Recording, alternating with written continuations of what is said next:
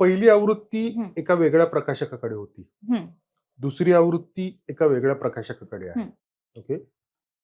2 प्रकाशकांमधला हं. म्हणजे आपण नावं घ्यायला नको. हं. 2 प्रकाशकांमधला फरक काय जाणवतोय का तुम्हाला? प्रचंड. मला असं वाटतं, की जेव्हा एखादा नवीन लेखक असतो, म्हणजे मी भले 4 वर्ष ऑनलाईन लिखाण लिहितीये. पण ऑफलाईनमध्ये जेव्हा तुम्ही जाता, तेव्हा तुम्हाला कोणी ॲज अ लेखक म्हणून ओळख दाखवत नाही. बरं. त्याच्यासाठी तुमचं पुस्तक असणं गरजेचं असतं. हं. आणि मग त्या पुस्तकाची ओळख कोण करून देतं? तर मला असं वाटतं, की प्रकाशक तुमचे जेवढे स्ट्राँग, तेवढी तुमची ओळख जास्त होते. हं.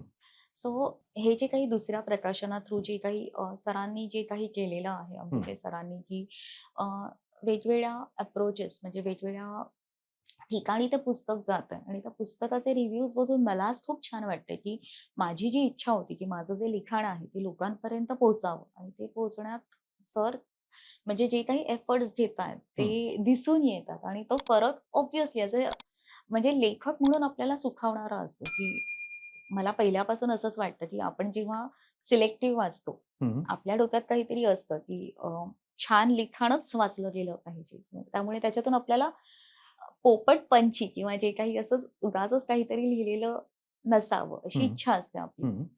पण मग ते खरं आहे की खोटं हे फक्त आपल्याला वाचक सांगू शकतात आणि त्यासाठी आपल्याला वाचकांपर्यंत पोहोचणं गरजेचं असतं. हं. सो ते अंबिके सरांनी खूप छानपणे केलंय, की बरं. जे लिखाण आहे, लेखकाला प्रसिद्धी मिळवून देणं. पारितोषिकं मिळतात पुस्तकाला. ह्या पुस्तकाला माझ्या दुसऱ्या पुस्तकाला आत्तापर्यंत 3 ते 4 पारितोषिकं मिळालेली आहेत. बरं. पण पारितोषिकं जेव्हा मिळतात, तेव्हा फक्त 2 लोकं पुस्तक वाचतात. परीक्षक पुस्तक वाचतात असं हं. मला वाटतं. हं. पण जेव्हा म्हणजे सामान्य वाचक जेव्हा पुस्तक वाचतो आणि जेव्हा तो तुम्हाला सांगतो, की ही कथा आम्हाला आवडली आहे. थोडंसं पहिल्या पुस्तकावरून सांगेन. हं. अ, जेव्हा मी ती समर्थांची लेख लिहिली आणि खूप जणांनी वाचली आणि काही जणांचा मला फोन आले, की "अगं हे आहे का खरंच असं, की आमच्या इथे हा इश्यू आहे. तिचा नंबर असेल तर तू दे." अच्छा. हो. हं.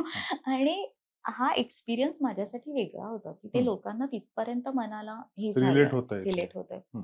इव्हन देवी वाचताना पण हाच लोकांना अनुभव आला. पण ते अनुभव येण्यासाठी ते पुस्तक त्यांच्यापर्यंत जाणं गरजेचं होतं हं. आणि ते सरांनी खूप छान प्रकारे केलंय आणि आय ॲक्चुअली अप्रिशिएट हिम.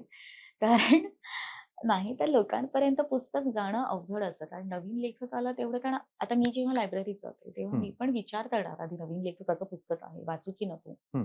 पण जेव्हा मी त्या पुस्तकाबद्दल 10 वेळा ऐकेन, तेव्हा मी न विचार करता ते पुस्तक आधी वाचेन. हं. नंतर मी माझी मतं बनवेन, की ओके बरं. मला पुढे याचं वाचायचंय की नाही. पण ते काम सरां थ्रू खूप छान होतं.